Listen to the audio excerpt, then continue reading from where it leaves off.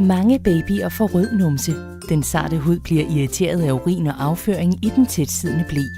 Olivie Diaper Change er et nyt produkt i Danmark, som ikke bare renser, men også plejer og beskytter huden, så din baby ikke får rød numse. Du skal bruge Olivie hver gang du skifter ble.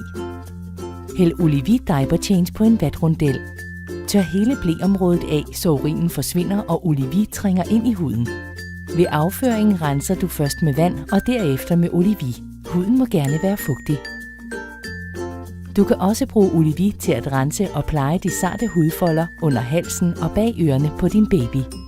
Olivie er helt fri for parfume, parabener og aluminium. Det er baseret på olivenolie og kalk. En naturlig blanding, der bliver anbefalet af dermatologer, børnelæger og jordmødre. Du kan købe Olivie på apoteket. Læs mere på olivie.dk.